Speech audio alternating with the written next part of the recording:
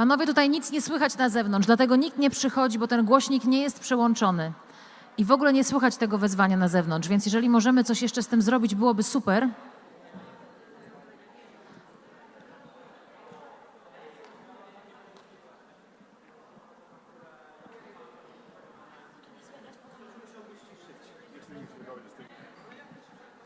Fire, open fire. Raz, dwa, trzy, 1, 2, 3. 1, 2, 3. Yes, it works now. Ladies and gentlemen, I would like to kindly invite you to the plenary room as we would like to begin the last session of the Biennial Conference of EURAXESS. Please finish your coffee or take it with you. Take your friend, your colleague, and just jump into the plenary room because we would like to begin. The coffee break is finished. It has finished like 2 minutes ago. Please, I would like to invite you to the plenary room for the next panel, the session about the feedback from the workshops that you were taking part in. Ladies and gentlemen, we are waiting for you in the plenary room. We are starting the next session in 2 minutes. So please join us inside. Thank you.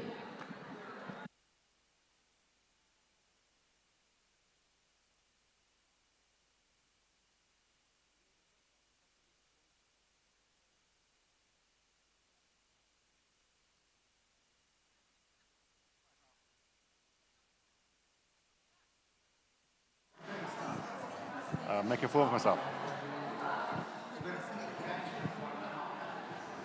It won't be 1.5 hours. We don't have the luxury, but it could be even longer. So yeah.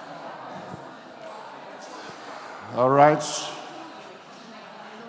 Yes. So we will have to start with the feedback from the workshops you all worked hard on. They can? Yes. All right.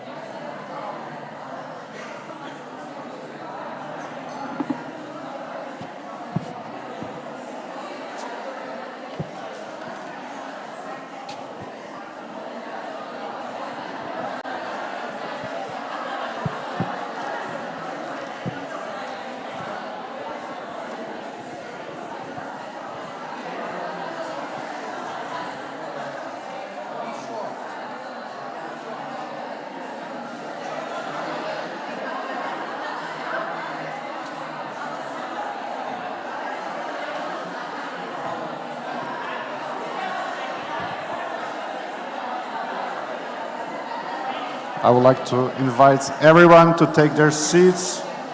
Time is ticking. We want to avoid any losses of transfers to the airport.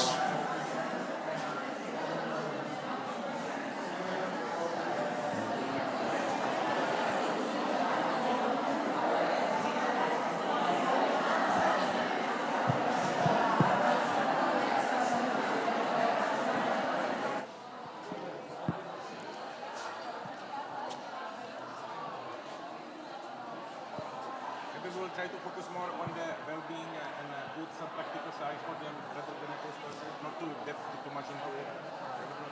Get cancelled for the next one. Get cancelled. Right.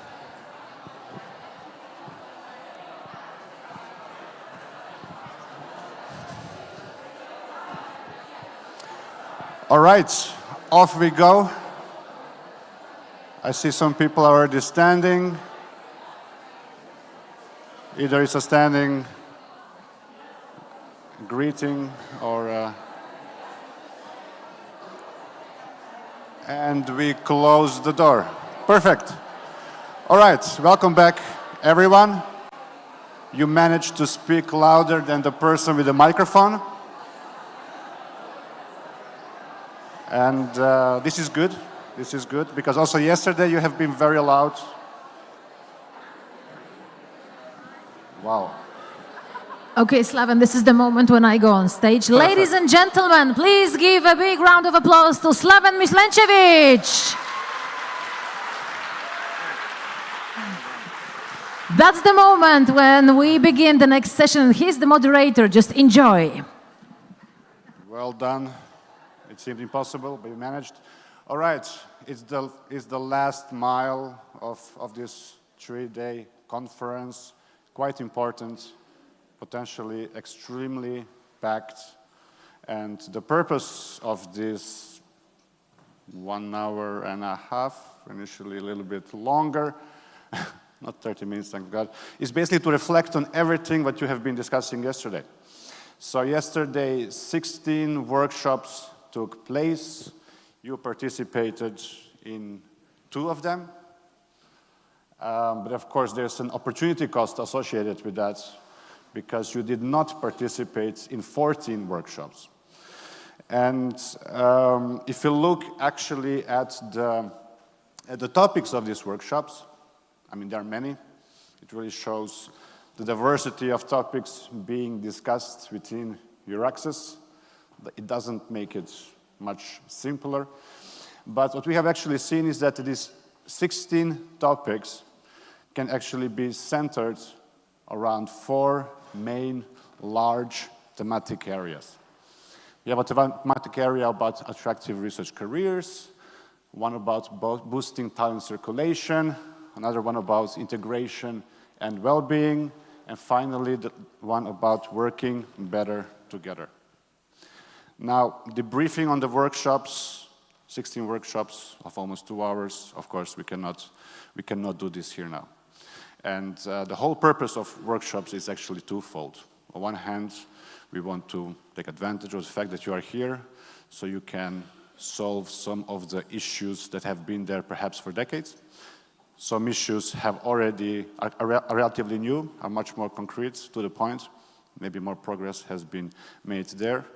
But also a very important focus of this workshop actually relates to what was mentioned a lot on the day 1. It's about networking. You come here with your national networks, also a great occasion to meet with your national networks, which you might not see on a daily basis. But in the preparation of these workshops, we asked you to select the workshops you are most interested in. And this is what all of you did. And almost all of you got their first choice. So you were actually in a group with people with the same interest as you. And so this was basically your common denominator. And you probably have noticed is that it perhaps and hopefully also helped you find out who in the entire network is actually also interested in the same topic. So the purpose of the workshop is not just to squeeze something out of you, to come up with some good suggestions of what can be done in the future, but also to make you aware of who are the like-minded people in this relatively big network, and perhaps this can result in some future-up initiatives. Now for this very relatively short feedback session, this is what we are going to do.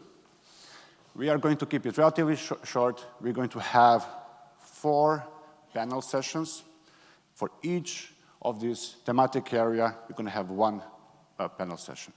And for each of the workshops, we have asked 1 workshop moderator, in case there were more, to come on stage and to briefly explain to us what was discussed. Of course, this will be just the top of the iceberg.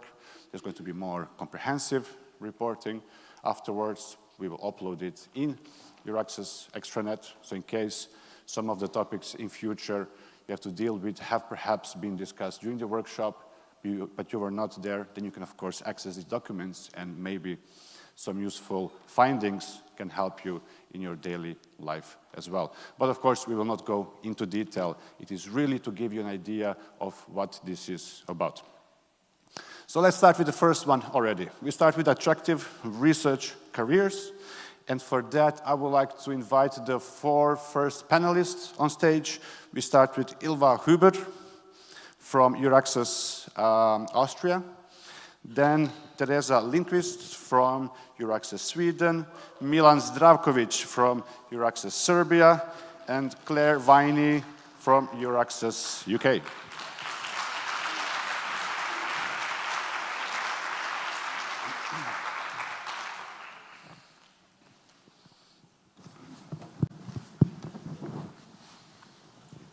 Perfect. So we have seen also during this presentation by Manuel Hattori that improving the attractiveness of research careers, it's quite a complex socio-economical challenge that must be done at different levels. Of course, improving the attractiveness of research careers has a lot to do with tackling the issues that make them unattractive in the first place. Of course, from the perspective of EURAXESS, we cannot solve everything. We are looking at how changes, for example, in career paths, can impact and improve the attractiveness of research careers. Let's start with the first panelist, Ilva. You moderated a workshop called Diversifying Research Careers, a golden solution to increase the attractiveness of research. A golden solution. That sounds very interesting. So I understand here you have been looking at what are the key challenges that we need to overcome when it comes to diversification of research careers.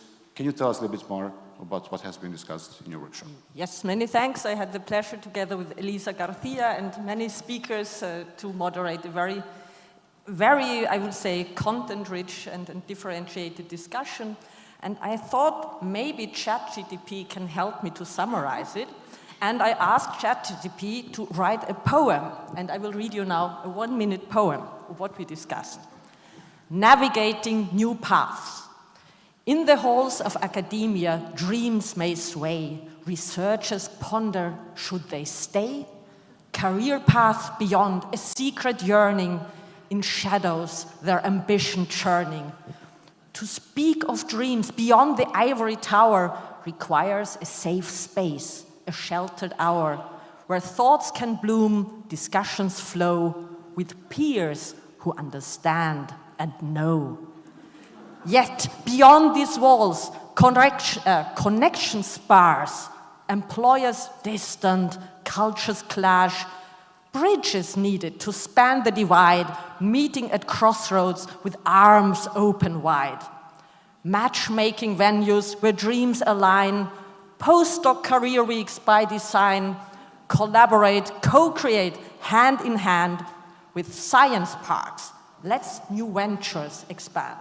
And then ChatGPT gets a bit carried away, but I will read the last rhyme as well. Together we rise, united we stand, joining forces across the land, toward bright futures now and forever, no journey alone in this grand endeavor.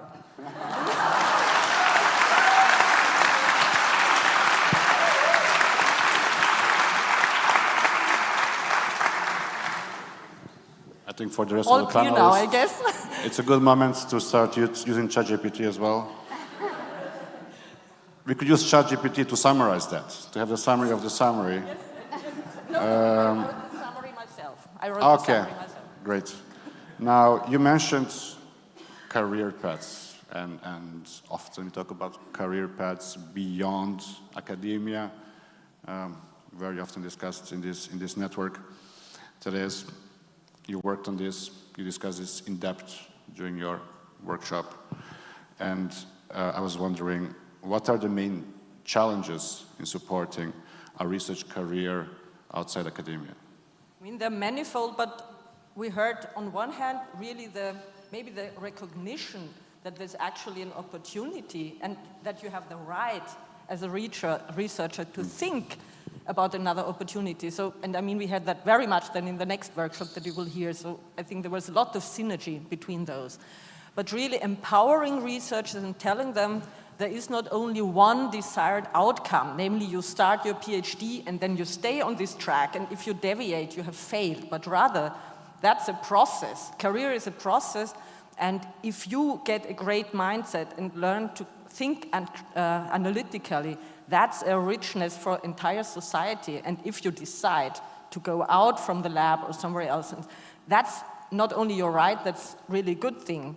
And by that, and that empowerment and making it apparent to researchers that they can ask these questions and that there are others asking themselves these questions. So this was the safe space for discussion that we also encountered here. Perfect. Thanks a lot, Ylva. Teresa, would you like to comment on what was said? Because also this was the focus of your workshops. So from your workshops, what were the main challenges identified in supporting research careers outside academia?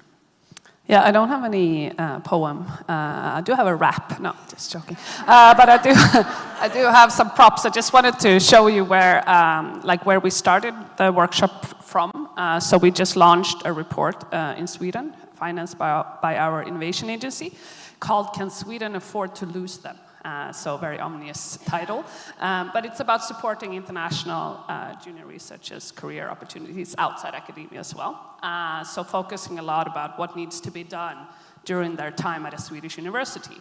And what we felt, having produced the report, we felt that this could most likely be applied to many other countries, knowing, we also did a little bit of international benchmark, of course, knowing that the challenges are quite similar across Europe, probably across the globe as well. But that did also come up, the challenges or conclusions we came to, what needs to be improved in Sweden was also more or less what we discussed in the workshop, language and culture.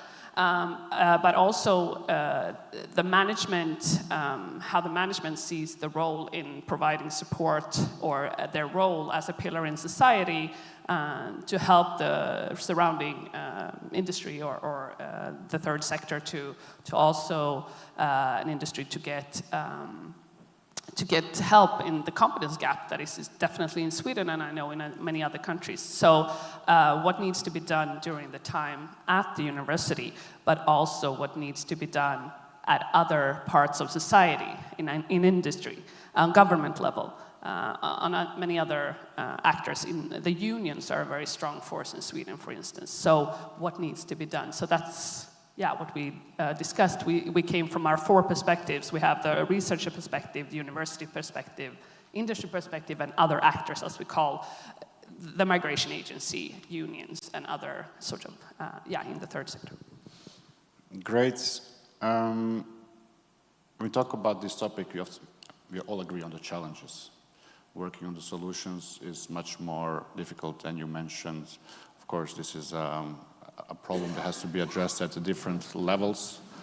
Was there something from the workshop that was relatively new, that sparked your attention, that even for people here that have been working on this topic for quite some time, was there something that popped up and you said, oh, this is actually quite interesting, this is a different perspective on the solutions to this, and this might also maybe contribute to our work in the future? Yeah, exactly. The solutions are not easy, even though you can identify.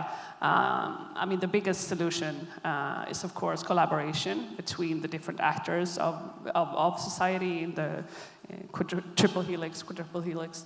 Of course, that's where we all came to conclusions. But we could really put emphasis on also the need to come further for companies to be more inclusive of researchers, and especially if they're international. That's also what we call a double hurdle, because this is quite a difficult target group to understand how to include in your organizations. To come further, we need to really work on the companies and help them understand and how to incorporate this very important labor into their organizations, I would say. And also about the university management and how it's being spoken about, the different career paths on different levels at the university, and of course how government and other important actors in society help us further in this. So but collaboration, definitely. Thanks a lot, Teresa. Now, before we go to Milan, you also might have questions, right? And we would like to give you this opportunity to also ask your questions. we will not have a lot of time to go through all of them, but nevertheless, you are kindly invited to ask any questions you might have in the Slido. It's always the same Slido, you can just refresh it. And after every panel session, we'll be erasing it, so there is a new set of questions for the new panel session. Milan, the innovation aspect is quite important. Manuel this morning has said that we have increased the number of researchers over the past 20 years, but of course it remains a challenge to, if you look at innovation, and there is a lot of amazing research being done in Europe, but it could be much better in innovation part, in the commercialization part. It is not much known, but also EURAXESS has a role to play in this. When you guide researchers on, or when you support researchers determining what their potential next career step will be, becoming an entrepreneur should be in one of the options in the spectrum. What I'd like to know is that, as we really know what the EURAXESS mission is, it might not always be clear to what extent can EURAXESS become relevant for researchers that are thinking of, for example, starting their own business. Yeah, thank you, Slaven. If I knew the questions, maybe I should have think of the song that I would be singing here. Okay, so years ago when I joined EURAXESS, when we start talking about career development, you know, I could feel a couple of sentiments. Dominating sentiment was intimidation, actually, you know, because you introduce a novelty into something that is core expertise, at that time researchers' mobility and uncertainty, and we didn't know how it's going to get done, you know, and now we're facing some new novelties. Of course, besides intimidation, you could see also the excitement associated with the ambition to do something new. We had some actors who did amazing, marvelous things, and actually career development today became one of the core expertise of the network, which I'm very happy to see. First of all, if you ask me how we're going to extend and how we're going to become relevant for this, we don't. So it's not our role. Scientific entrepreneurship today is niche, and it's going to remain a niche. So we do not turn researchers from their labs directly to the innovation. That's other people's job. And you know, the process of funneling this type of career, it's not, EURAXESS is not a place to do. However, the thing that we have access to resources and infrastructures which are extremely relevant for researchers make us relevant in this field. We have career development offices where we already have consultants speaking and talking to researchers and discussing about the opportunities to pursue their career in scientific entrepreneurship. So this is already happening. We don't have to do a lot about it. How do we extend? So I said, no, we do not extend, but we connect. We connect to existing infrastructures, and we can do this through this amazing methodology we call EURAXESS hubs, basically a series of small networks doing the same things, you know, gathering and integrating capacity we already have in the network with external stakeholders, a vast capacity of different kinds of support we can somewhat engage in the network. Thank you very much, Milan. Perhaps a bit of cross-selling. You have been in Katowice here. I mean, this is a very innovation-related workshop that you had. You have been in Katowice, and the good news is that you can actually suggest to your researchers in your network, to researchers between 20 and 35 years old, to apply for an EU initiative called EU Talenton, which will take place in September this year. And we're going to reopen the applications, and it's going to take place here in Katowice. And actually what's going to happen is that we'll bring a bit more than 100 researchers that are aspiring a career or entrepreneurial change in their career. We'll bring them to Katowice and offer them a hackathon approach with mentoring, etc., etc. So there is also a kind invite for you when you in the coming days you spot a news alert on EURAXESS Europa page to also share this with research community, especially for the ones that are interested in innovation. Great, thanks Milan. Claire, your topic focused on research career frameworks. Research career frameworks, it sounds simple to people who are working with it. But I'm also going to have a session later on cross-cultural communication. If you are not familiar with what a research framework is, it can be kind of challenging to, it's an abstract term. So what I was wondering is, can you briefly explain to us what is a research career framework in general? Is it a document? For who is it? What should be in it? And what can EURAXESS do? Okay, so I'm here representing the Secure project, and EURAXESS is a project partner through Adam and colleagues. The URL is secureproject.eu. I'll get the advertising bit in at the beginning. And Secure is thinking about precarity and what research career frameworks and potentially what tenure track-like models we could have to reduce precarity in higher education, in particular across the EU. So I think there is always this balance between mobility and precarity. They are sometimes in tension with each other. That came out in our workshop. And there is a disconnect between the aspirations of the EU and the recommendations, the 8 pillars, 41, 44. How many recommendations do we have, Slaven? 44. Okay, thank you, Dario. So again, these are very lofty policy ambitions, and the lived experience of all of the researchers that we work with on a daily basis, how it feels to them, the challenges they have around housing and visas and all of these things. So, the connection between the policy ambitions and the reality on the ground is sometimes in tension. And basically, there is no one size fits all when it comes to tenure track-like models. And there are some guiding principles, and there is lots of research and evidence and opportunities to get involved. So secureproject.eu. Thanks, Claire. When we talk about this topic, it's very easy to say, at the end, it's just about funding and money. Is that the case? No, it's not just about, we'd all love more money, wouldn't we? Manuel's presentation this morning, you can see that there's more money going into the system. Is that resulting in more precarity? It's different in different places. In the Netherlands, some institutions have sort of set targets for numbers of people on fixed-term contracts, on short-term contracts. There's a disparity across the member states and across the EU. So I don't think it's funding. I think it's culture. I think we, as a sector, as higher education, we're over-reliant on fixed-term funding. But a job is not for life, really, is it? A career is for life, but a job isn't for life. And so empowerment and researcher empowerment is really, really hard, which is why a research career framework is so important, because that's how you empower researchers to make a difference in their own career. Thank you very much, Claire. Let's go back to the audience now. You might have had some questions to the panelists.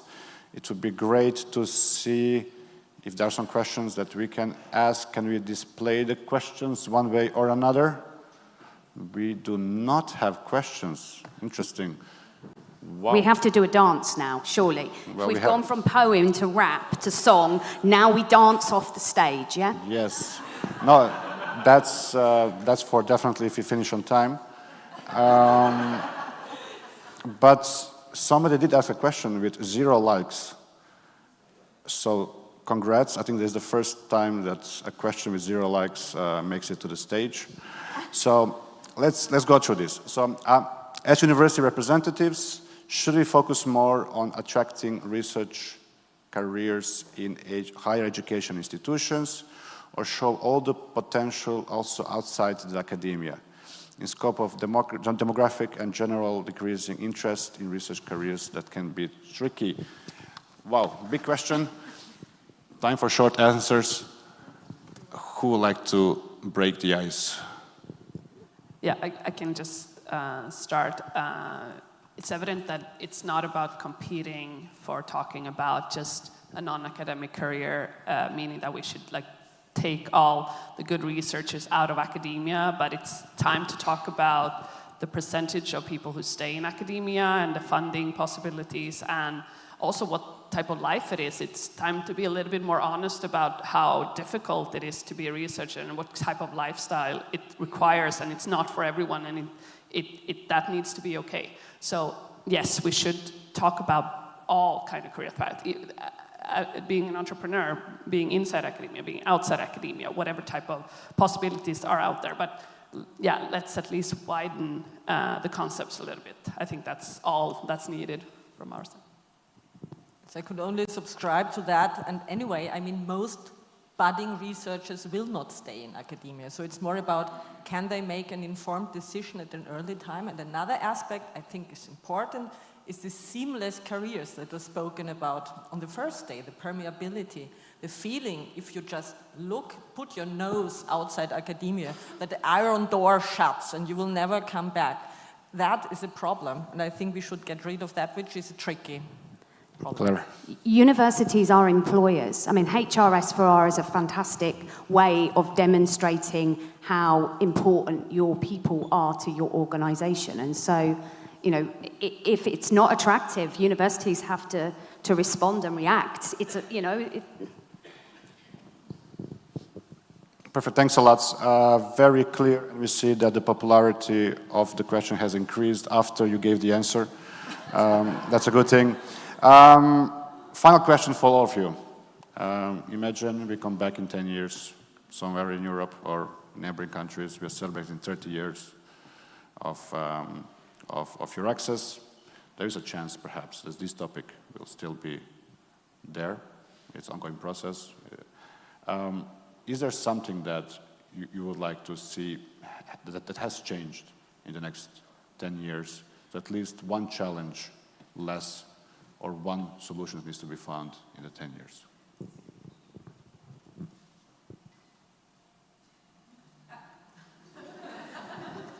No. Okay, so we want to have the same problems in 10 years. That's the conclusion. Plus AI. Plus AI to help us reach... But it's a system, and the challenge is it's a system. It's a complex system with highly intelligent, mobile people. It's a competitive system, and so you can't take... Hence why we have 8 pillars and 44 recommendations.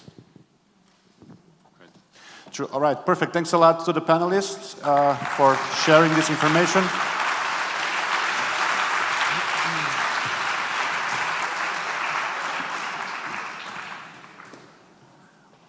We go to the next quick panel session. It's about boosting talent circulation.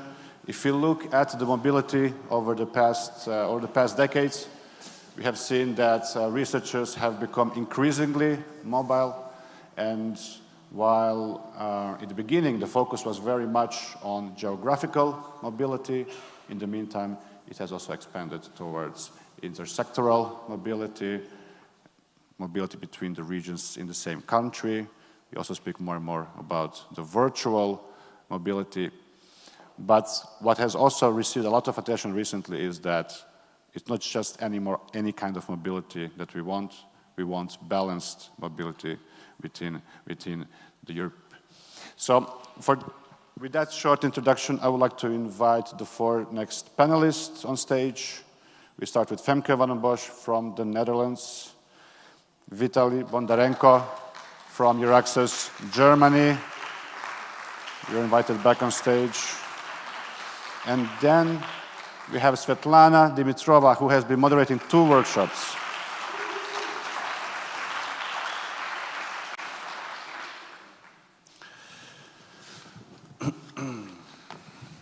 All right, let's start with you, Femke, and it's interesting how you all sit in the same position, in the same order as I'm going to ask my questions, which adds to the predictability, which seems to be a good thing.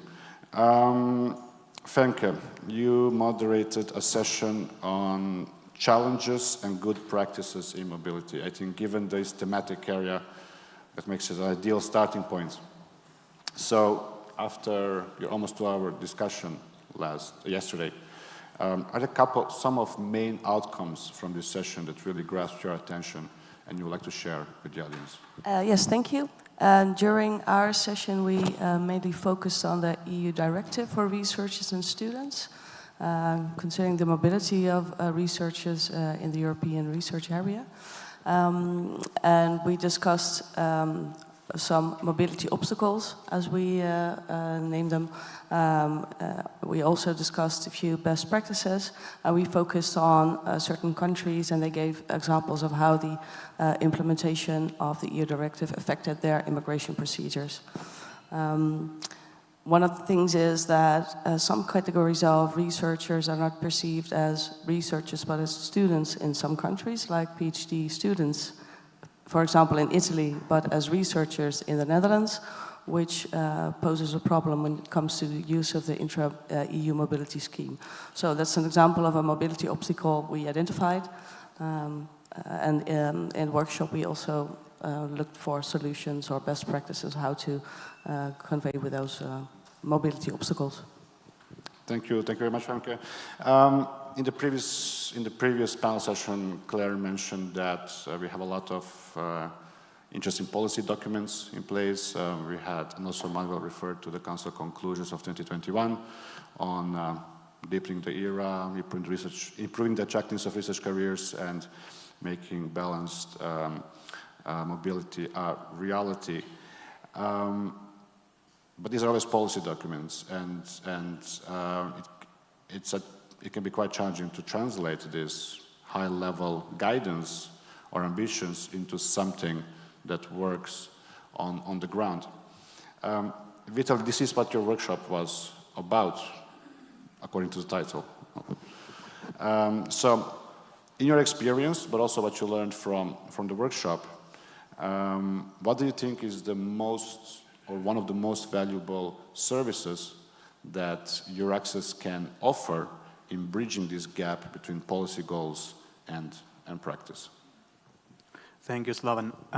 First of all, I would like to emphasize that we had to deliver this workshop twice.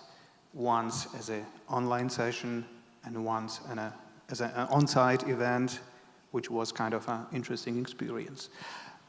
This is why all credits for this workshop go to Carmen Mendez, our valued speaker from Vizcaya Talent. Carmen, where are you?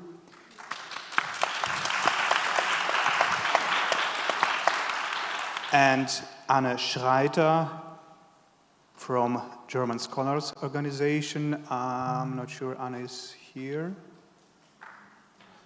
Okay, she has probably left.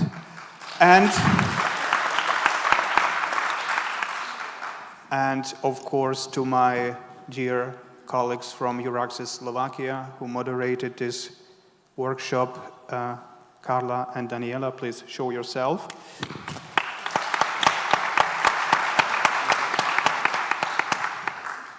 And my role is quite minor, just to try to convey this message to all of you. But coming back to your question, I think the most valuable thing, and I think we agreed on that point, was to have this opportunity to have this platform where we can discuss things, where we can look how we can implement them into practice. And this exchange was very important to understand. And in terms of the community, I mean, we should always keep in mind that we are working for the researchers, and we agreed that our goal is to help them help themselves. So we should be careful not to pamper them all the time, like small babies. We should be careful not to suffocate them with our help. We are dealing with adult people who must be responsible for themselves. And this is why our job is to explain the system, to explain how the system works, to showcase possible benefits and possible pitfalls, and to provide the opportunities for networking, for creating their own networks within academia, but also within the non-academic sector. And this is probably my last point for the first question, just in connection to the previous group. I think this moment of risk-taking, this moment of entrepreneurship, this is so important because we must be aware that many significant scientific discoveries have been made not by the academically trained staff throughout the centuries. They have been made by practitioners who were just curious to know and who decided to take the risk. And this is why this is so important to support it, especially as a combination like academia and a spin-off or whatever, SME, and this is probably the right thing to do. So our job is to communicate, to explain the system, and to be as honest, as transparent as possible, just to make people, to bring them into the position to take their own decisions on that. Great. So it's about opportunities, freedom, but also all of that also comes with responsibilities. That's very clear. When we talk about talent circulation, we always assume that researchers go from one place to another because they are ambitious, because they found a very interesting position, a research project that they would like to work on. But that's of course not always the case. Some researchers do not have a choice. They have to move to a new place, whether it is their wish or not. Now, the Science for Refugee initiative is a quite set and known EURAXESS initiative. We also have ERA for Ukraine that was launched in March 22. My impression is that we think we know how to serve refugee researchers. But nevertheless, there might be some specificities on how we deal with this specific category of researchers that might need more support. Now, Svetlana, from your exchanges, as a EURAXESS network, do you think we are sufficiently prepared to accommodate refugee researchers? And perhaps because we know that you are very involved in this, but the network is larger than Science for Refugees. So what is your opinion on that? Thank you, Slaven, and thank you all of you that responded to our survey before the conference. So we got much more input in the workshops about the refugee researchers than just those that were involved in the workshops. I was very happy that Mark is not reporting before me because I was thinking if Mark appears, we will all be in the shade afterwards. But Ilva did that. So I was thinking until she was reporting, what would happen if I gave to ChatGPT my feedback to be turned into a poem? Unfortunately, it would be a sad poem. So it might be even a good situation that I didn't. Working with refugees is different.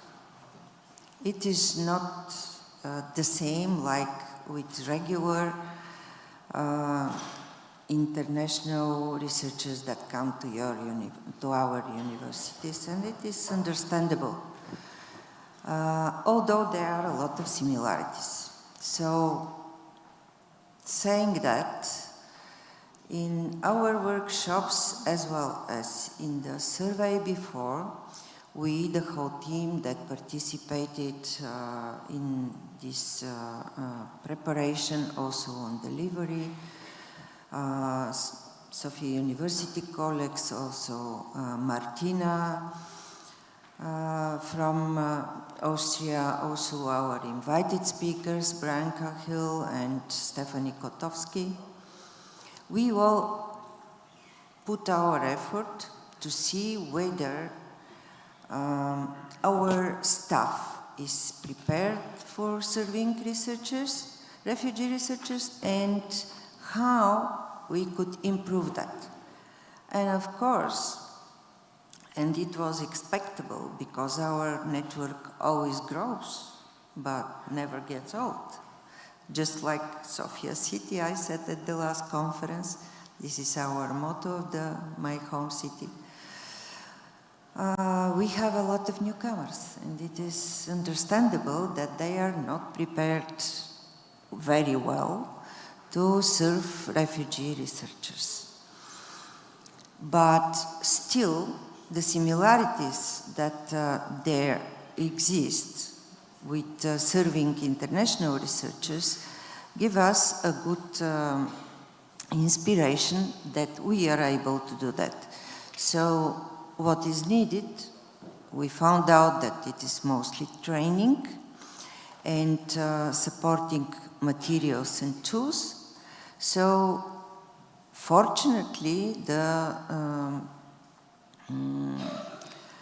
Science for Refugee Hub Plan involves all of this. So we are not prepared yet, but we will be very much supported by the efforts of all 12 representatives of the national networks, mostly BHOs, that participate in this hub, and that will contribute to empower our staff. Thank you very much, Svetlana. What I think is quite interesting about the work of Science for Refugees is that whenever there is a refugee crisis, it comes quite quickly and quite unexpected. And before you know it, it becomes something which a lot of network members have to deal with. What we have seen actually with the situation in Ukraine is that when it unfolded, we were able to quite quickly react to that just because of the experience that was gained from Science for Refugees. So what is quite important is that, of course, you will always have an amount of refugee researchers perhaps coming to your country. You also need to have certain processes in place that can actually become triggered when you are suddenly receiving maybe 10 times, 100 times more refugee researchers than usual. And at that moment, a lot of the content produced by the Science for Refugees in the past and the current hub can become like a quick guide on how to get operational relatively quickly. I see there's quite a good question from the audience that I would actually like to ask all the three panelists, because you work on a daily basis on encouraging the mobility, on addressing the issues caused by mobility, either very general for everybody moving from one country to another, for example, but also for a very specific type of researchers. It might not always be clear that does actually mobility get sufficiently rewarded and recognized. There is a certain statistic from the past that says that the successful researchers are those that have been mobile. But it does not mean that because you are mobile that you'll be successful. It does not mean per se that because you're mobile that you will be recognized and rewarded for that. And I wanted to hear the opinions of the panelists, starting with Vitaly. The answer is it depends, of course. But we agreed in our workshop that researchers are often mobile for personal reasons. Basically, they go, let's say, our focal point in Germany is not just attracting, but also retaining researchers. And they often go back to Germany from US, let's say, because they have a family here. Or they want to send their children to the German school because they know this system well, they understand how the system works. So basically, we should take into account all those personal points, and we should not forget that researchers are human beings. So they need all the stuff we need ourselves, and this is my point regarding the mobility. You are required to be quite often mobile because it is an asset you learn in other scientific culture and so on and so forth, but afterwards you decide where you go to, and retaining best talent, this is another challenge, at least for us in Germany. Thank you very much, Vitaly. Perhaps you can go to Ilva. Well, from a mobility optical point of view, it totally depends, I agree, of your personal situation. For some people, it's quite easy to navigate through Europe, depending on your nationality, for instance. For other people, that's an obstacle which has to be overcome. So I guess in that respect, it also totally depends on your personal situation and your personal wishes. If it would be rewarding or not. Well, thank you very much, Femke. Svetlana, I would also like to ask this question to you, but there's also another question on the slide, though, which really relates specifically to your workshop, your first workshop, but also your second workshop, because Svetlana also moderated a workshop that relates to the well-being with the focus of mental health of researchers. We have an entire thematic area around this, but since we have you already on the floor, we can also briefly discuss this. So I actually want to ask you if we are looking on one hand at the previous question about is the mobility sufficiently recognized, and do you see any specificities for refugee researchers? And secondly, it also relates to the fact that it is often the migration conditions that are changing, especially if we look at the recent political changes that are present in most countries. Do you see any impact of that also on your specific category of researchers, which are refugee researchers? First of all, this is a forced mobility. This is not a type of mobility that should be recognized in this context, I mean.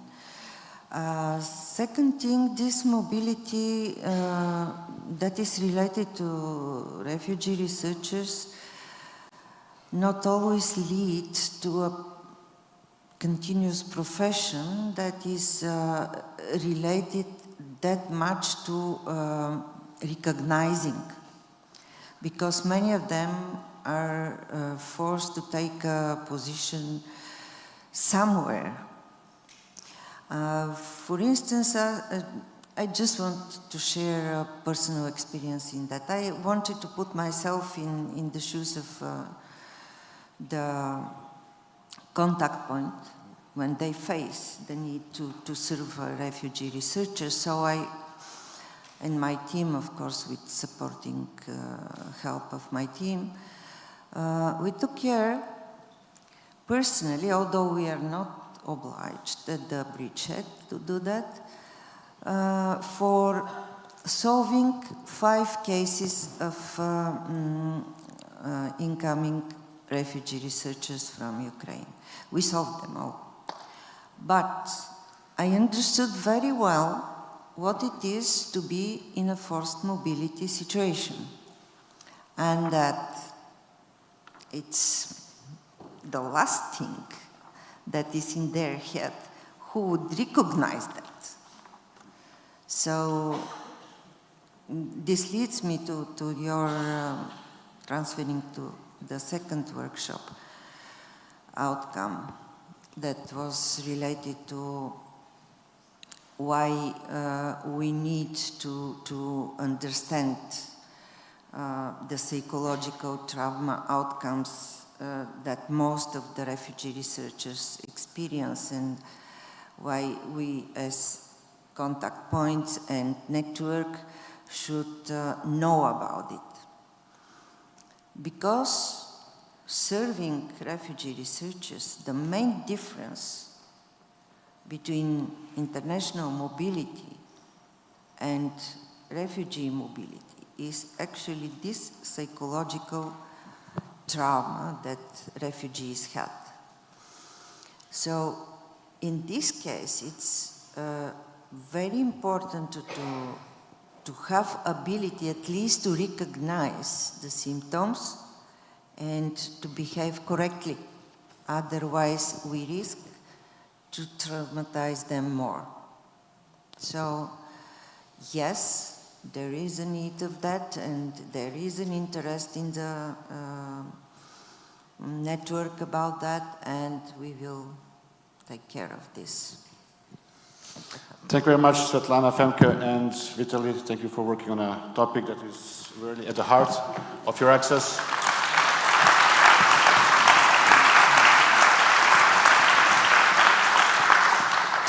I believe we are advancing well. Also, the next thematic area is also at the heart of EURAXESS. It's about integration and well-being. The focus was mental well-being. Everybody who has been in Nantes in 2022 has probably noticed that this has been an extremely important topic at this time. I already going to invite the panelists. Perfect. Efficient. With Emma Day, everyone. Perfect. We also have František Brazilic with us. Perfect. From EURAXESS Czech Republic and EURAXESS Denmark, represented by Mari Kalbia.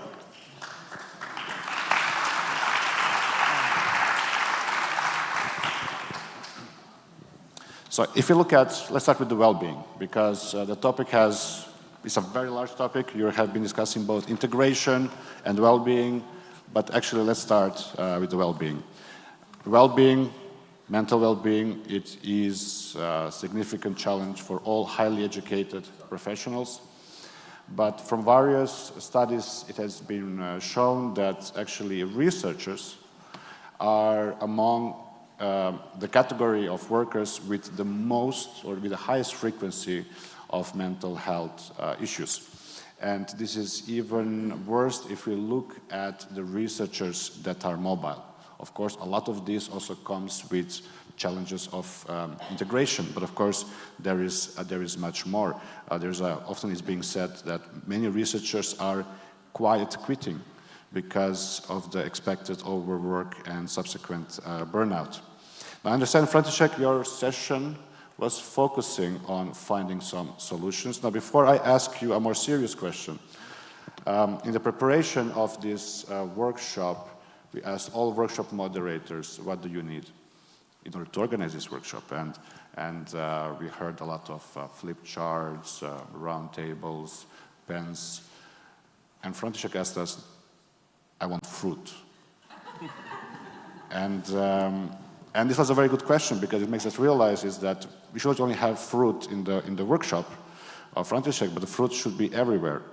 And so the fact that there is fruit there is actually thanks to František's request. But I'm just wondering, František, is during the workshop, did everyone eat their fruit? Test, okay.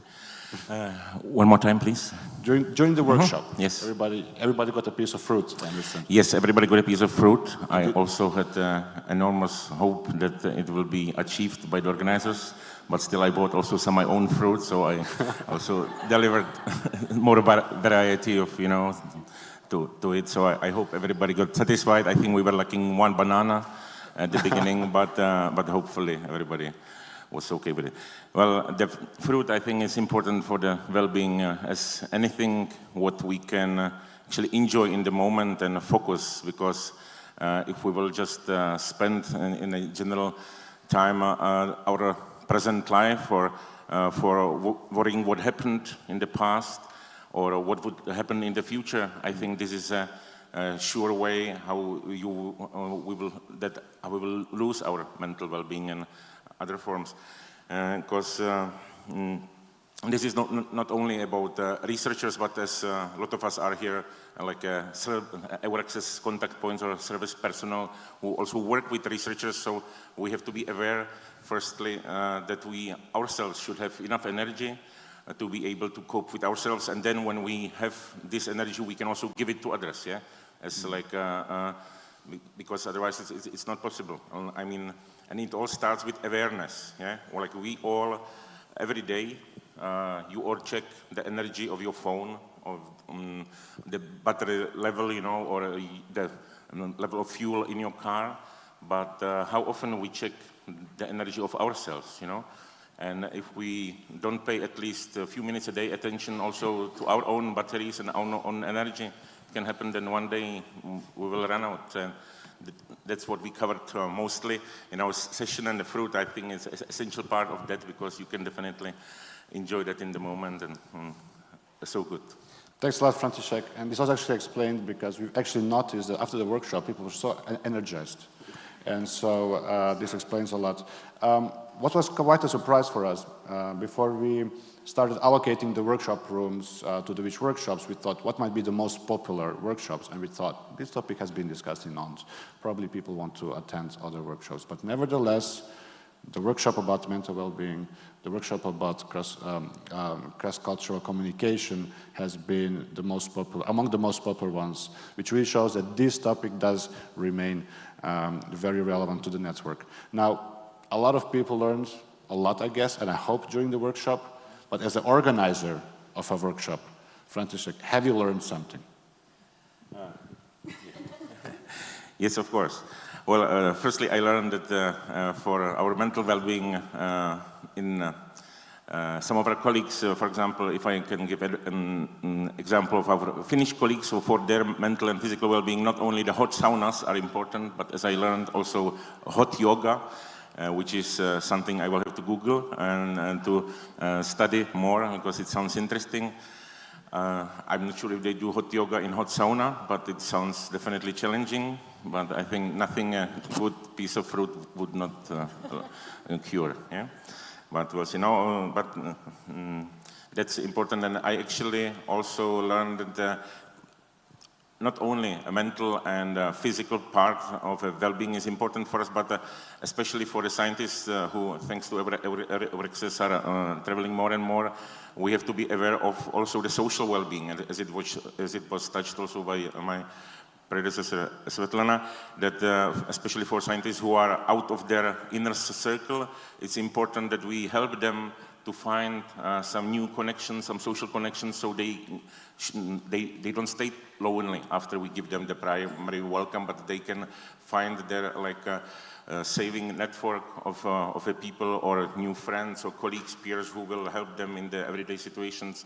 And because shared burden is like a half burden, you know, and this is the way how we can also cope, not only and help our scientists, but also to help ourselves, not to keep it inside you, because we often overthink problems and we dwell too much in it, and we round it up, and then we don't see the way out of it. And if we just share it, other people will give us fresh outlook and on the things, and I guarantee you it helps. Just don't be shy and share your troubles. Especially with Czech people, we like to share and complain. We have the Slido for that, so it's a great moment to share your questions, because that might be actually solving some of your troubles. František, you mentioned social integration. It's about building relationships and social networks in a new environment.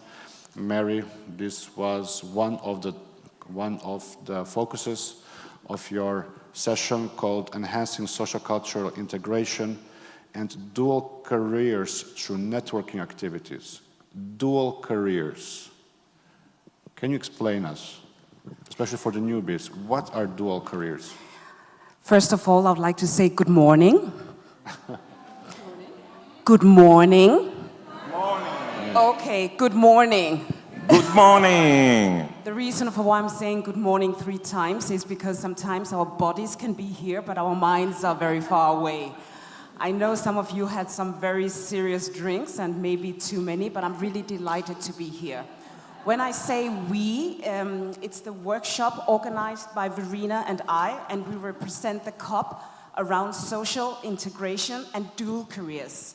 So our workshop was all about how can we support our international researchers and their families. So we had a beautiful discussion. We talked about energy. We had high energy in our group. And what happened actually is we ended up dancing. And before I explain what we talked about, I would also like to apologize to Svetlana because she had her workshop room right beside us. So when we had the party going on, she came and then she said to us, shh. So basically what we talked about in terms of dual career, it's really, really important to have a focus on the partner because in terms of recruitment, you know, it's not just the international researcher we are hiring, it's also the family. So what we did was we were discussing what best practices do we have, what is it we have been doing.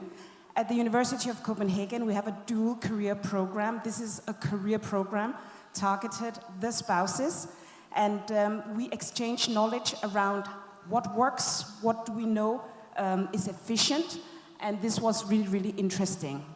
So we talked about networks and collaborations, and in this connection we were talking about the International Dual Career Network, which is a collaboration with a lot of companies, organizations, and yeah, we'll be sharing our slides and then many beautiful links so you can get more information about that. Thanks a lot, Mary. A quick follow-up question. The dual career couples, they are, of course, in order to make it work, they rely a lot on strong support systems, family, friends, childcare, domestic help, etc., etc. And a lot of these things actually disappear when they move from one country to another. The networking activities you're referring to seem to be so crucial, but networking activities can be done in so many different levels. And during the workshop and from your experience working closely in this, have you perhaps identified some simple, good practices regarding what kind of networking activities have the most impact on dual career couples? What we talked about, there are some things you can do which are very low-key in terms of creating networks and a format where people can meet up. So the fact you have like an institution or a place where people can reach out to each other, that is really, really important because what we were talking about is a lot of these spouses that come to a new country, they feel isolated, they don't know anyone, and creating a space, a physical space, but also some sort of resources where they can connect and interact and meet like-minded professionals. This is something that is very, very important. And we also know a lot of these spouses, they are an untapped talent pool. Some of them, they know a lot more than us, and they're also very resourceful in terms of, you know, leading these networks and things like that. So those were some of the things we talked about. Thanks a lot, and noted. Of course, receiving anybody from our country, be it a spouse or an individual, and creating a lot of these networking activities, it does trigger a lot of communication with them. You cannot network, you cannot integrate them through a platform. It requires human-to-human contact. And this is where cross-cultural communication becomes quite important. Now we are all familiar, we all know that this is very, very important. It is easy to make some errors while doing so. But I understand in the UK, you've been quite active in this. And we have heard about the research career framework. But I don't think we have heard so much about the research culture framework. So Emma, how do you actually define this? Yes, so great news, there's another framework. So our approach was very different in that we used a model that we've developed in the UK in the last year or so, which is the research culture framework. And what we've tried to do is take all the initiatives that kind of contribute to research culture and develop a framework for how we navigate them. And as with all frameworks, as with the recommendation, it's big and it's comprehensive. So we worked with that, and what was great is that it resonated with people here. I mean, one of our concerns was that research culture is quite a UK quite UK jargon. I mean, it's certainly not UK initiative-wise, but yeah, UK jargon. And it resonated well with the EURAXESS people that we spoke to. We concentrated our discussions around how we support people, unsurprisingly. And we had a lot of EDI people in the room. And we talked a lot about, so for example, in our framework, there's zero tolerance for bullying. And we talked about actually how that really played out in reality in institutions. So we can all agree that bullying is bad, but actually what does that look like and how would that look like in terms of policy or strategy in an institution? So I think that was our kind of key takeaway, that there's a lot more to do around it. But the framework provides a good way of kind of looking at strategy overall and the role that we have to play. And I think what's really exciting is that EURAXESS is part of research culture, and we can all start to contribute to creating a more positive culture. Thanks a lot. The positive is there. A subtopic, one of the topics of this thematic area is mental health. So is there a connection between the research culture framework and the mental health, which is quite obvious? Yes, I mean, there's a clear connection between the culture of research and the fact that we know, and you've already mentioned it, that researchers are at risk of poor mental health. So particularly around, the key problem areas, so bullying and harassment, precarity, inclusion, isolation. So there's clear ways in which I think we need to, it's changing it from it being about the researcher and the initiatives that researchers can do to actually looking at the systems and flicking it around and saying, what can we do? And I think in the 20 years of EURAXESS, I suspect it hasn't changed much. Perfect. Thanks a lot, Emma.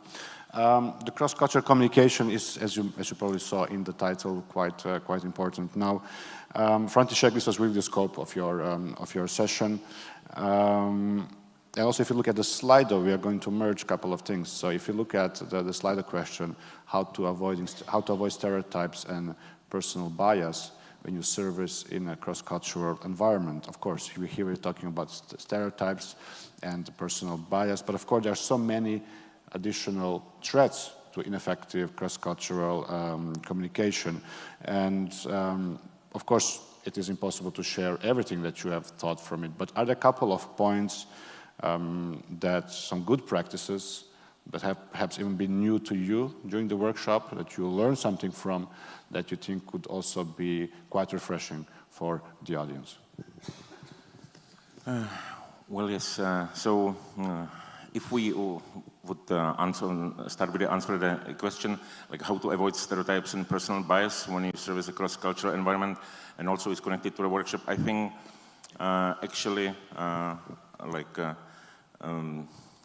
firstly, it again must start with awareness that there is such a thing as stereotypes and personal bias, that we all have it, and that it's not necessarily a bad thing, but we have to at least understand the basics, of differences and the reasoning and motivations for people to develop those in the past. And if we come to the piece with the fact that it's somehow a reality, we should then, being EURAXESS professionals, also help others in informative sessions to teach them and to be ambassadors of these different points of view on the world and the cross-cultural understanding.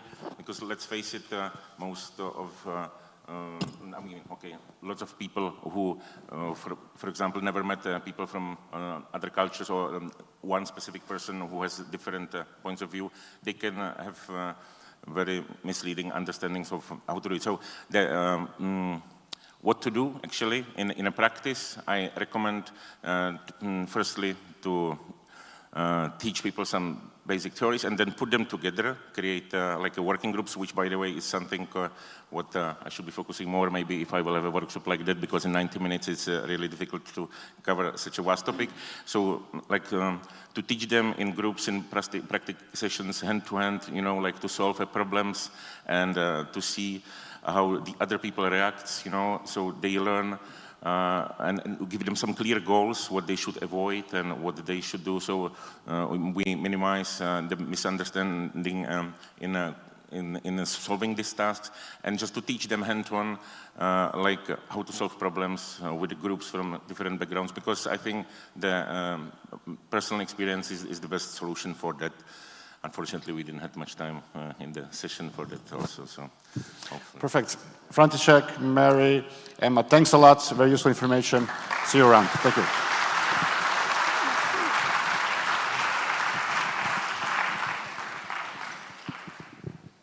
I should do the good morning test again to make sure your minds and bodies are present. We are at the final quick panel session before we wrap up everything, but also a quite important one. So the attention should still be there, hopefully. This one is about working better together. And for that, I would like to invite the following panelists: Cristina Gomez from EURAXESS Worldwide, Adam Molnar, EURAXESS Hungary, Elisa Garcia, EURAXESS Spain, and Indy Sahira, not EURAXESS, but Resaver and London School of Economics.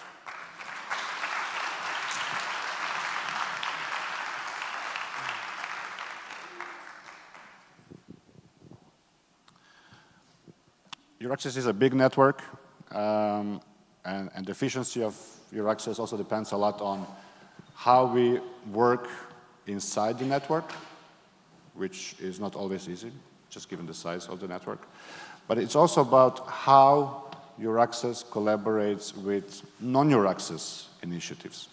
And that's why we will be in this panel session both discussing how can we better work together inside EURAXESS, but also how can EURAXESS work better with separate but relevant initiatives. And when it comes to the separate and relevant initiatives, we'll be mostly focusing on HRS4R and Resaver. But let's start with some introspection. I would like to start with you, Adam. Together with Siri, you moderated a workshop that is about hubs and communities of practice. We are hearing this all the time.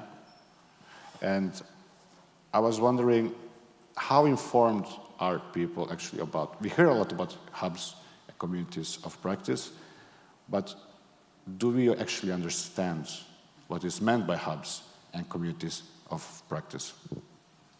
Yeah, thank you, Slaven, for the question. Actually, as you might remember, here almost half of the audience at the conference are newcomers, and this was nicely reflected in our workshop. We had about the same ratio, and it turns out that no, they don't have the sufficient knowledge about the hubs and especially the communities of practice. Why? Because both are relatively new developments, and especially the hubs, they are not easy, they are complicated. And communities of practice are just being rolled out. So the conclusion was we have to do more to communicate them. And we have to share this work together, especially the BHOs within their national networks, because we have done a lot to speak about the hubs. We have done a lot to try and give a solid foundation for the COPs, the communities of practice, but we need to diffuse and we need to communicate about them more. Maybe in the end, they will not be for everyone, especially the hubs. They are concentrating on advanced services along specific thematic focuses. So we don't know yet. We still are trying to find the best way for the highest impact. So it's a kind of collaborative exercise, and we need the help for every EURAXESS member to get the chance to learn about this and to decide if it's for them or not. And if they have comments, also constructive criticism, that's very much appreciated. Thank you very much, Adam. You highlighted a lot of the importance of raising awareness about the two, so everybody can make up their mind to which extent this is relevant for them. But I think in this workshop you also went to the next step. You did not only present and discuss what are hubs and what are the communities of practice, but have you also managed during the workshop to identify some synergies between the two? Actually, we tried to touch on this, and our participants had some ideas about this, and the conclusion was pretty brief and simple.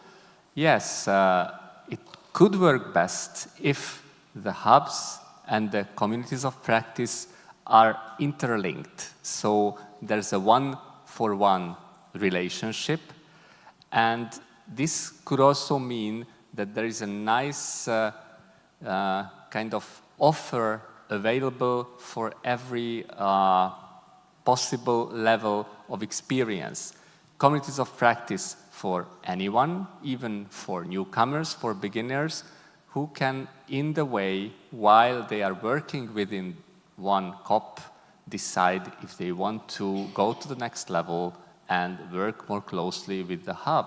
So this is one thing for us to consider for the future, to make this relationship closer among the hubs and the corresponding communities.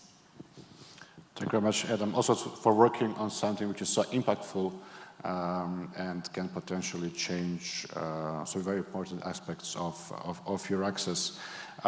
If we zoom out a little bit, but we still remain in the EURAXESS bubble, I would say, you're all familiar, we have EURAXESS Europe branch, we have EURAXESS Worldwide, we often call them the two legs of the same body, and every time we almost ask EURAXESS Worldwide to come to present to the EURAXESS Europe network about what they do.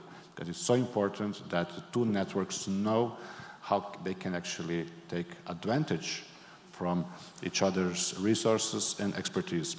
So I was wondering, Christina, it will not be the first time you're being asked this question. It won't be the last one, because I really think there are so much synergies between EURAXESS Europe and EURAXESS Worldwide that are still not untapped. So can you just repeat to all of us, what are the main benefits that the European EURAXESS network can see in collaborating with EURAXESS Worldwide? Thank you, Slaven. Yes, so in our case, we actually got two workshops, also the on-site and the online version. Having the online version also helped us having, for instance, North America Hub, one of the representatives join us. And I think it was good, it has been very good to have both Victoria and Carlis here representing and having, you know, just a little bit think of what the team is. But we actually realized that being in conference together with you guys, it's really important because they get to know each other, they get to understand what the activities that have been done in the past are still remaining and are useful for all of you. So during the workshop, we went over these activities that were planned and have been delivered in the different EURAXESS top 1, 2, 3, 4, and Air Talent projects. And I think what the EURAXESS representatives mentioned as benefits from their sides is that the network can use EURAXESS Worldwide to really promote their research funding, their research landscape. It's good also to have these matchmaking events that have been done, for instance, the postdoctoral fellowship hosting offers for Europe, for researchers from all over the world.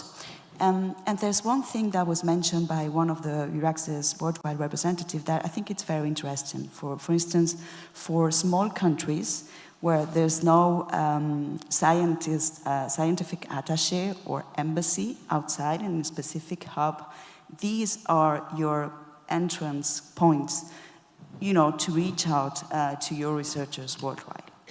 So I would just mention those benefits as essential ones. Thanks a lot, Christina. You're very active in promoting everything which is being done.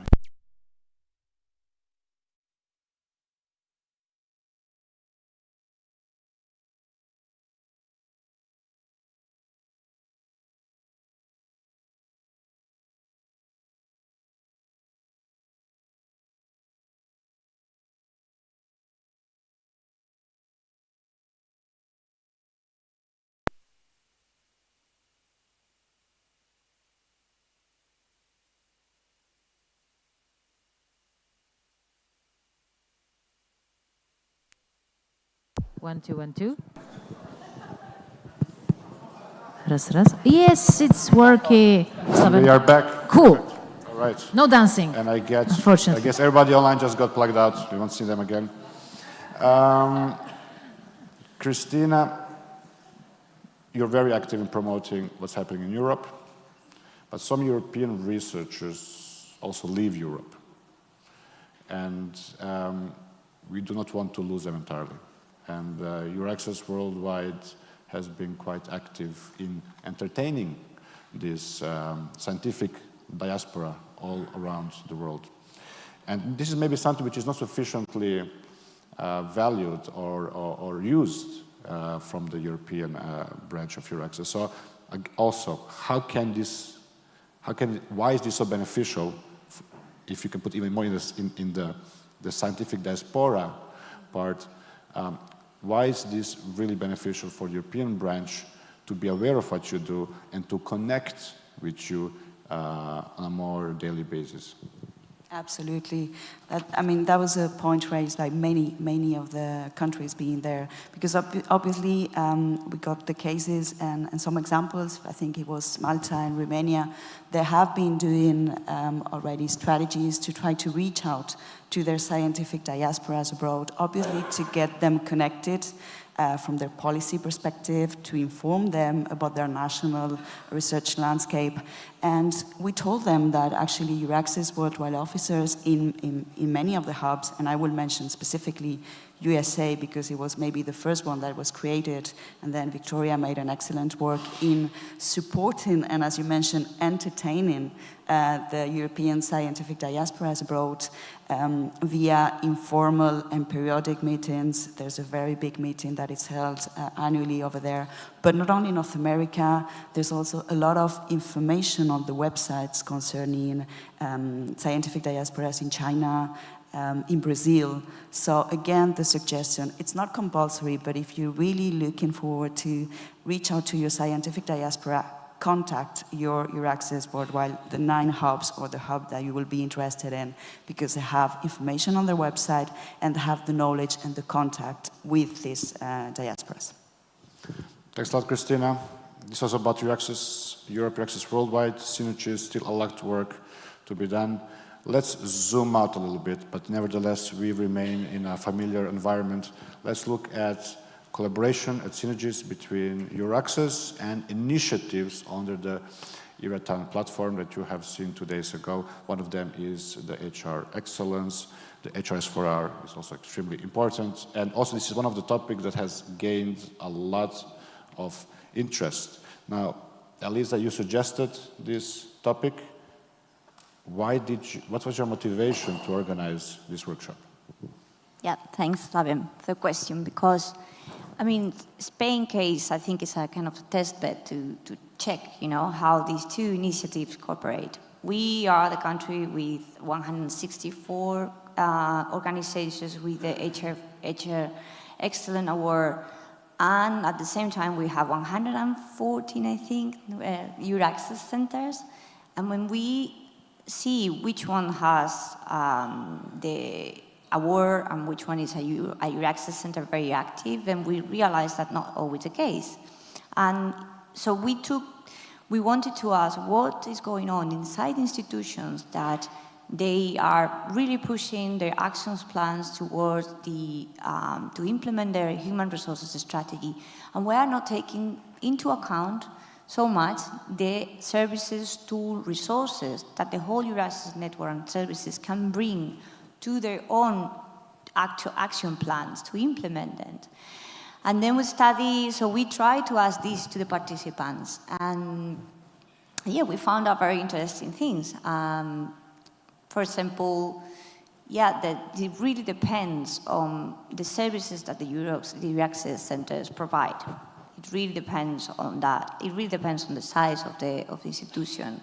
And we brought, thanks to my colleagues from very, very good institutions, we brought these and showed best practices, but at the same time, the challenges that they are as EURAXESS centers, and also coordinating the human resources strategy to pitch themselves, to say, hey, we're here, we can provide our institution for many resources and tools that EURAXESS can bring to our human resources strategies.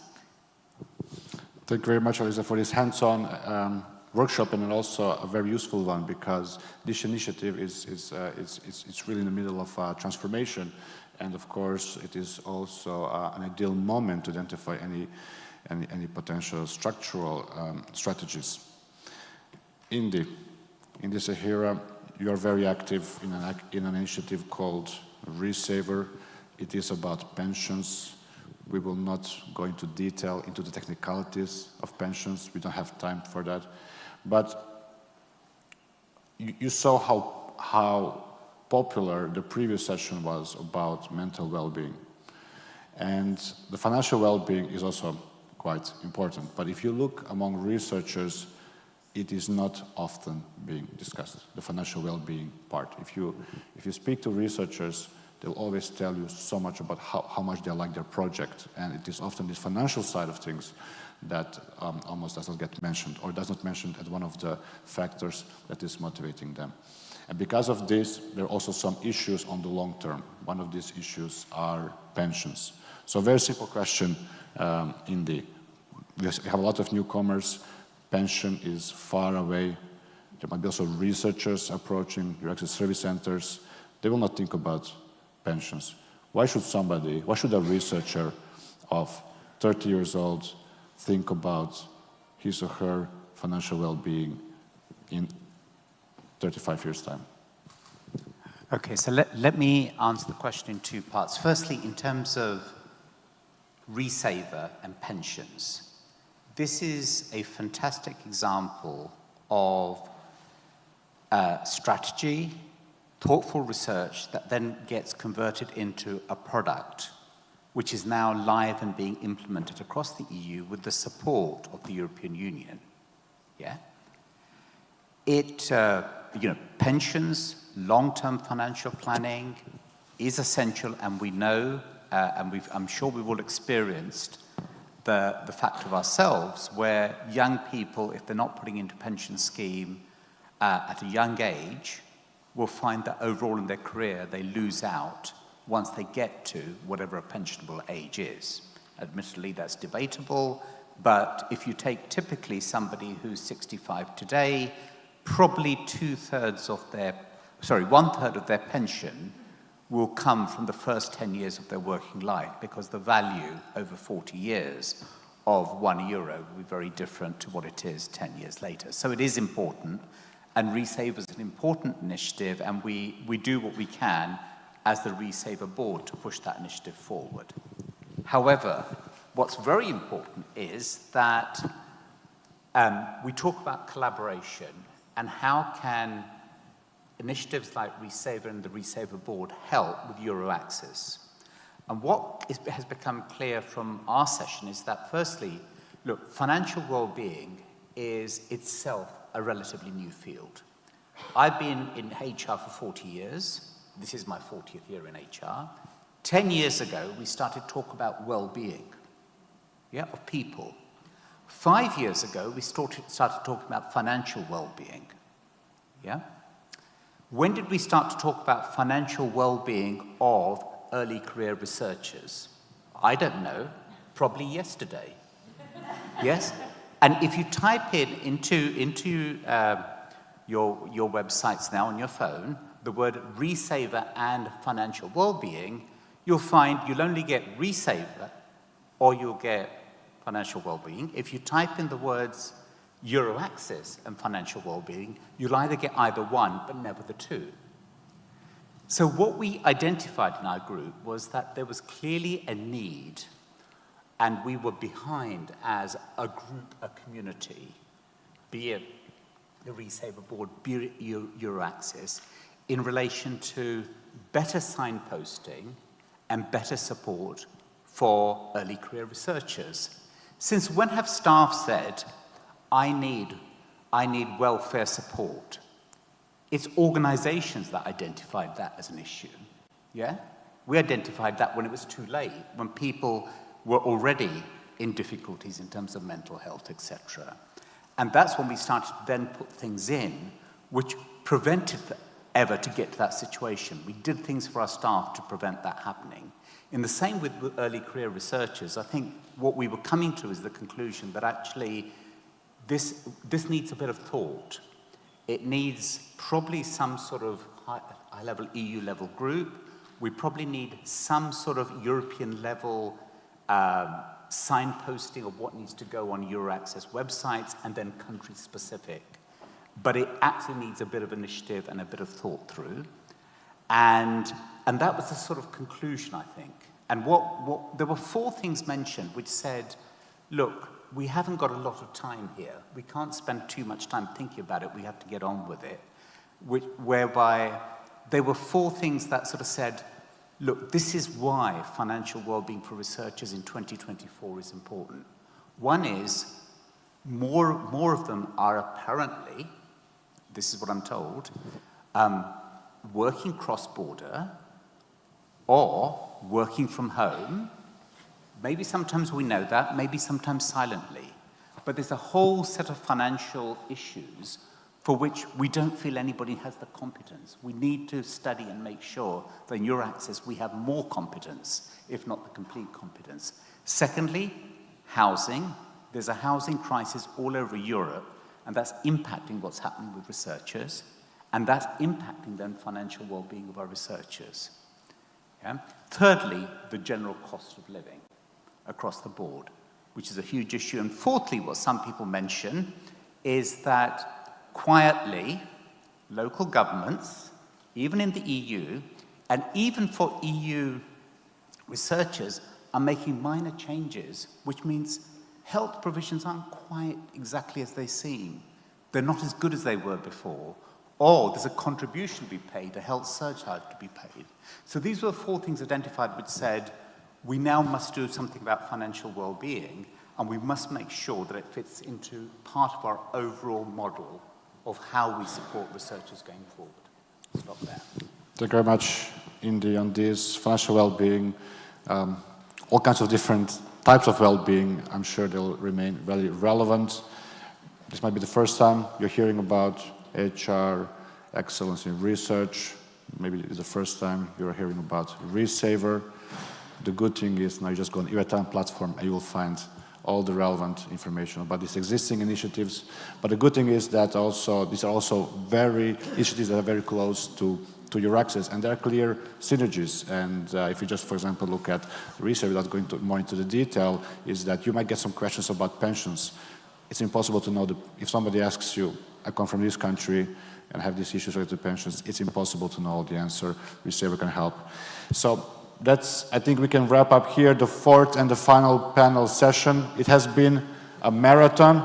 A huge thanks to all the speakers, and maybe also special thanks to Adam, because you might not know, but Adam has also been quite instrumental in the program of this conference. So special thanks to Adam, and of course to Elisa, to Christina, and to Ingrid. Thank you very much.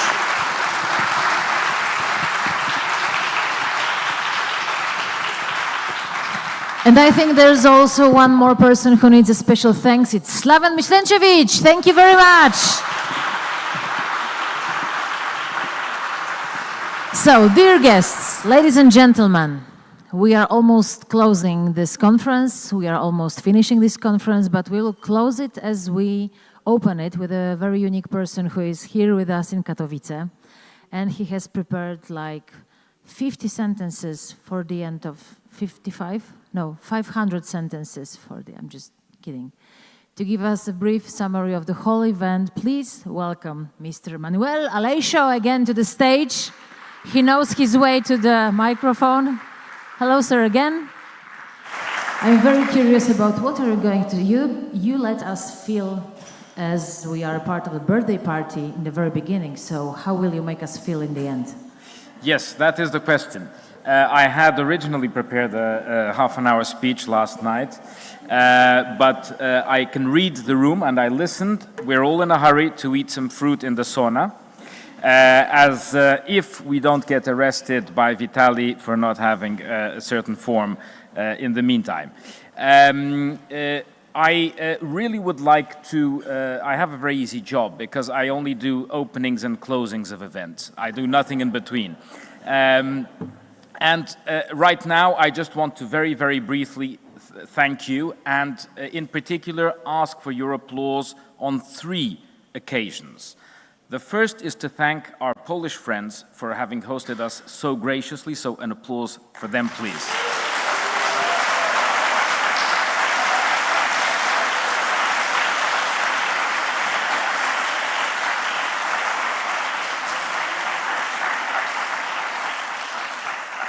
The second is to the Commission staff, my colleagues, who have been working very tirelessly to develop this event and to prepare this event, and which was surprising because they're usually quite lazy. But on this occasion, I have to say, they did put some work, so congratulations to them and thank you to them.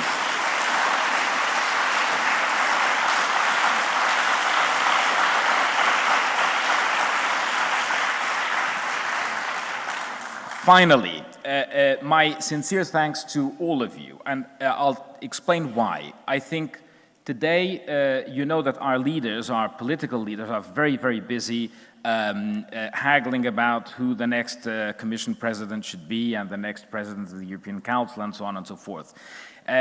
And I hope that they understand that there are people like you who have their responsibilities at the national level in their own organizations, and they still find the time, the energy to come together to find solutions, or at least to discuss potential solutions at the European level. And I think this is really, really admirable, and you all deserve a huge applause. So an applause to you, please.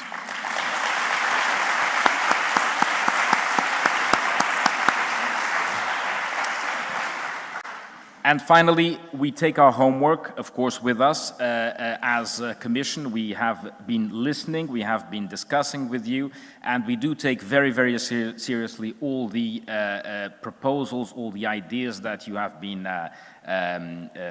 discussing. And many of you said this, these are not issues that can be solved quickly, easily, with simple measures. These are processes that require work and that require discussion, and that's exactly what we intend to continue doing. So thank you very much once again, and thanks to you, Justina.